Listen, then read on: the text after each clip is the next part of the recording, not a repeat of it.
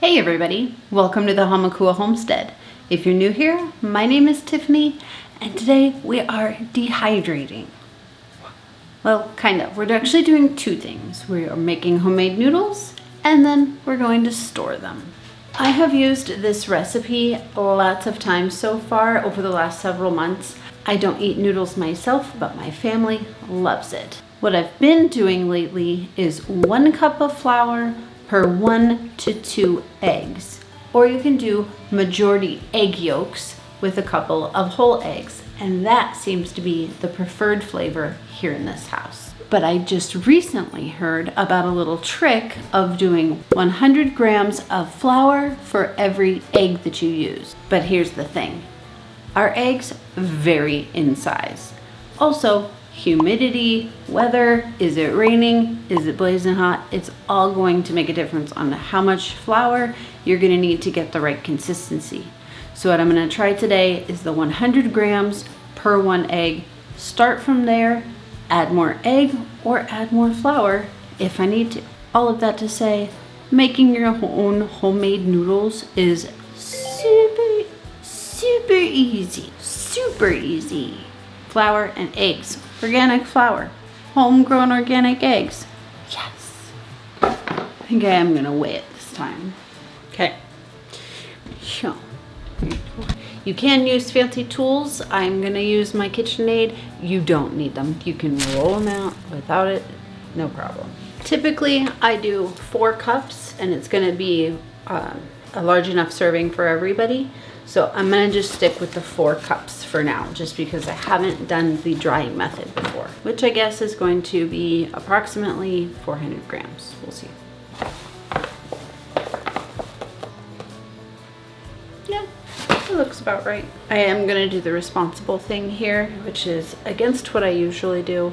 I usually do big batches, go big or go home, put a bunch up on the shelf one time. I'm going to stick with just the 4 cups of flour to start off. That way I don't become super overwhelmed just in case the day doesn't go as planned. Because you never know. I've never tried it in a bowl before. I always do it on the countertop. So that's what we're gonna do. Make a well. Kind of a big well. That'll do. Then we are going to do 2 full eggs. I always crack my eggs into a different container because again, you never know.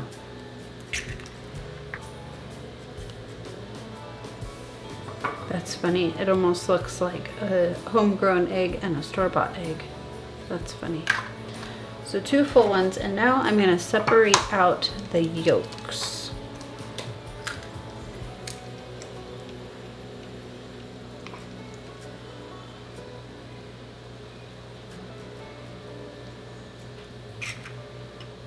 Honestly, I'm partly doing this to use up my eggs as well because I always have too many eggs. And this is a great way to use them up.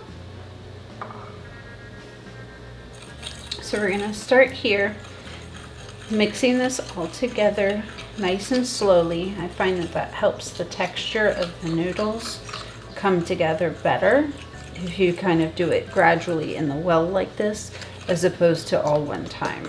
So as you're exposing the wetness to each more little bit of flour, it's just incorporating a lot smoother this way. Just keep working this until you've gotten all the way to the outside of your well, and then you will have a better idea if you need to add more flour or add more eggs. Now it's probably a good point to switch over and use your hands.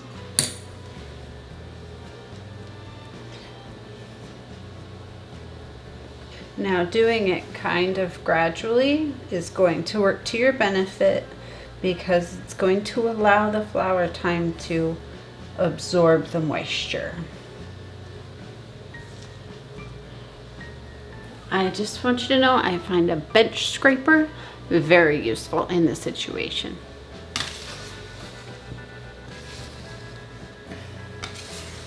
Okay, I'm gonna do one more egg.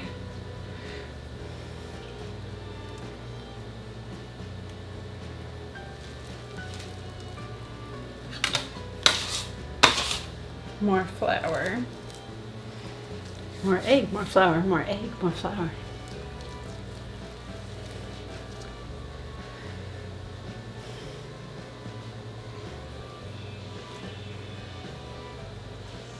Okay. Looks pretty good. Kitty cat. This looks pretty good. It's kind of what we're looking for. Now we're gonna take this, wrap it up, and set it aside so it can continue to absorb the moisture and just become overall like a better thing.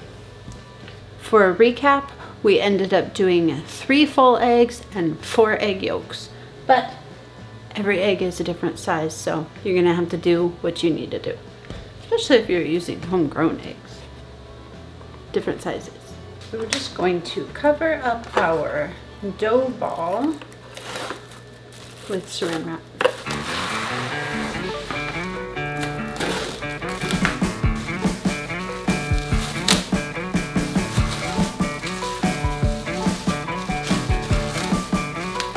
Now set it aside for 10 minutes. Okay, it has been 10 minutes. Now we're going to portion out our noodles. Now, depending on how long you want your noodles, that's how big you're gonna make each of your portions.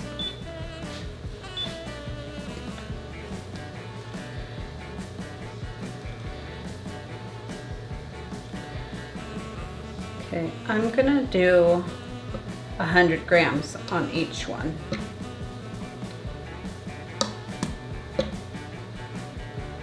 And our last one is going to be half size. That's okay. Now is the time to bust out your noodle maker roller if you have one. Keep your flour out. You're gonna need it.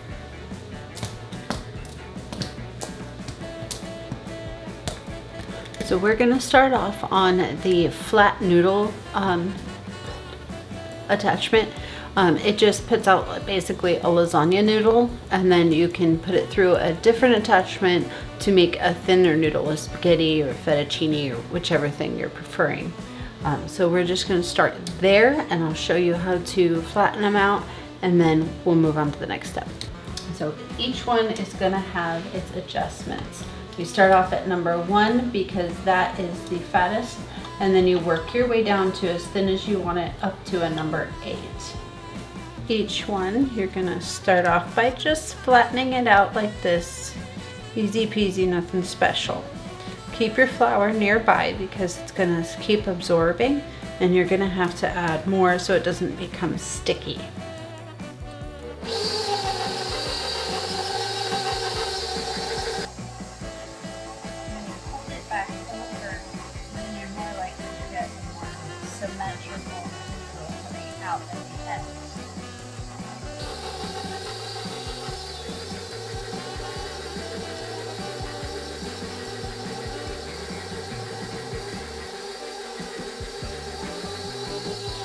Now, because this is too loud, I'm not going to be able to talk to you while I'm doing it, but I'm just going to process it through one time on each setting, and I'm going to stop at a number 7, 6 or 7, I'm not entirely sure yet. But feel free to dust it with flour here and there in between in case you need to.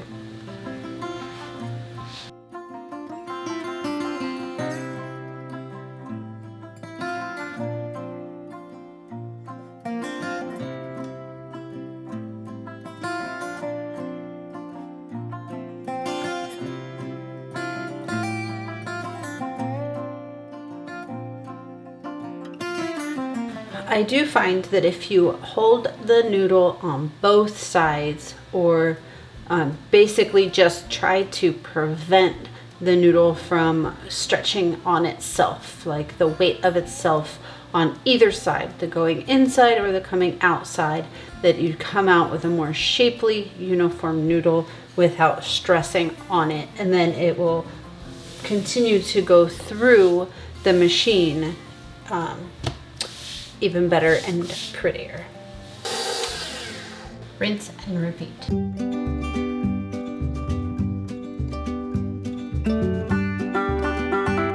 Now it's time to change out our attachment here. Now, if you were just doing lasagna, you'd leave them exactly the way they are, but we're not, so we're changing it out. You can also, dang, I feel like the more it spins, the tighter this screw gets.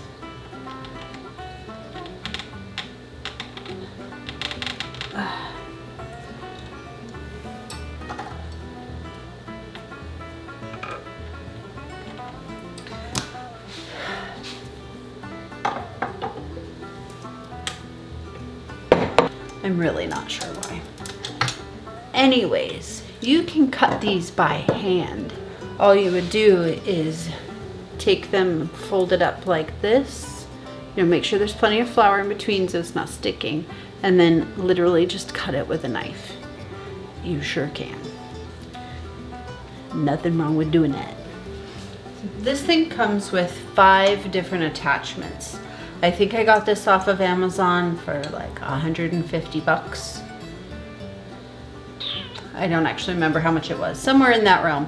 But anyways, now I chose today the fettuccine attachment.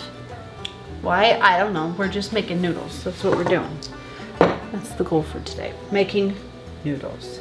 So we're gonna run each of these through in the same exact fashion that we did just now, except for when it comes out, it's going to be in strips. Keep it heavily floured. That way it's not going to stick together, it's not going to stick to itself, and you're going to end up with a better, happier product. Heavily floured. I'm going to get a tray. A heavily floured tray.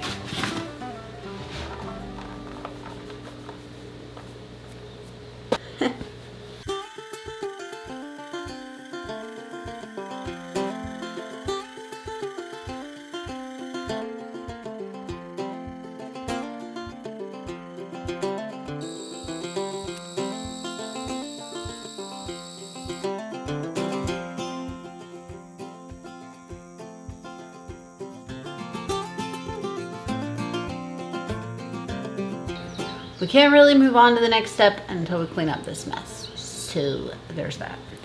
All right, now we're going to parboil our noodles. We need to cook them because they have raw eggs.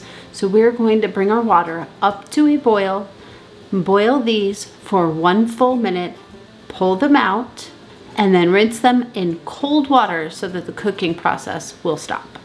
I'm going to do this in 2 batches. Now, there's a lot of people out there that are going to tell you that you can skip this step and just dry them.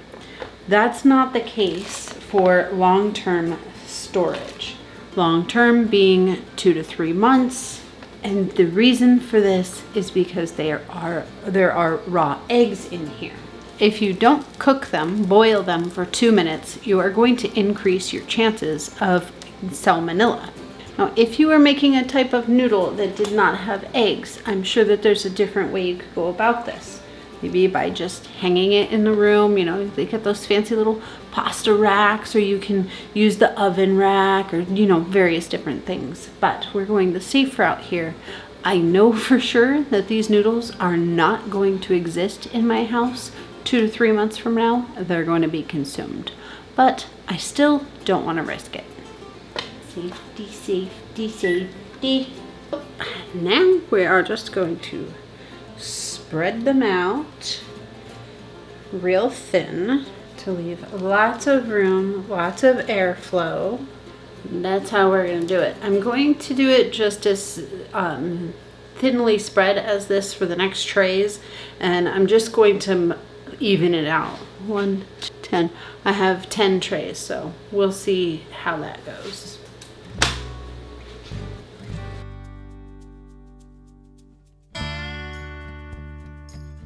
Okay, so one thing about these in my research This is my first time doing it, of course.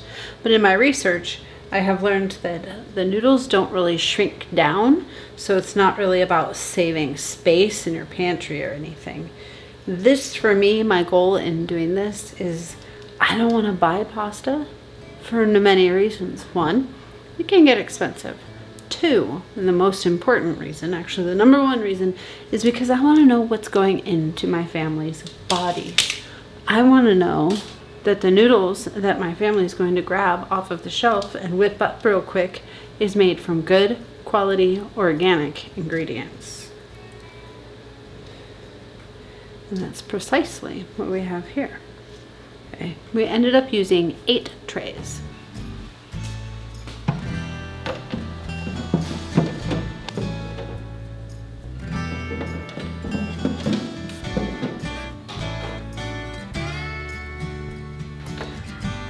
We're all set up here, and I'm going to turn this on at 135 Fahrenheit. So we're gonna let that just do its thing. I'm gonna check it later this evening, probably in about 5 hours from now, and just see where we're at, and I'll show you if there's anything to see. We are finished with our dehydrating. It has been about 5 hours. And we have dried noodles. Next time I will definitely be more careful about the shape that I dry them in so that they'll be easily packaged afterwards. But for today, we're just gonna go ahead and stick this into a big mason jar and stick it away. I'm sure that it'll be gone within a week, but that's okay. So we're just going to stick it in here and see what happens. I'm not terribly worried if I break it.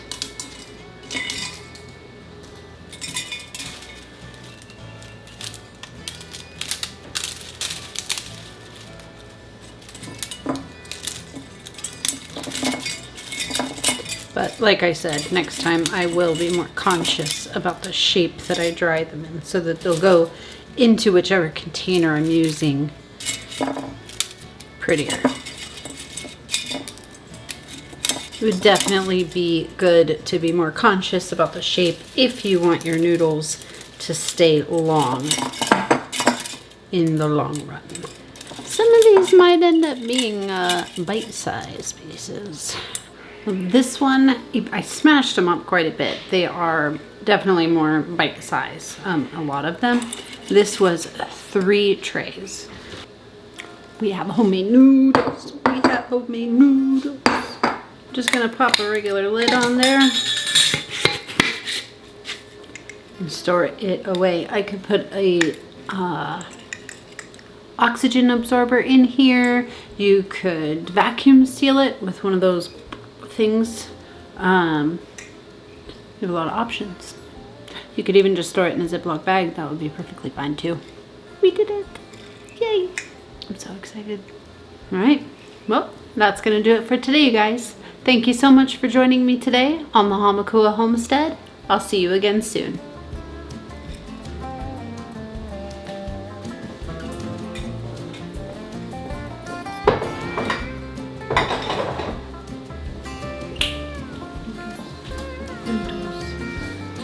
Noodles. Noodles.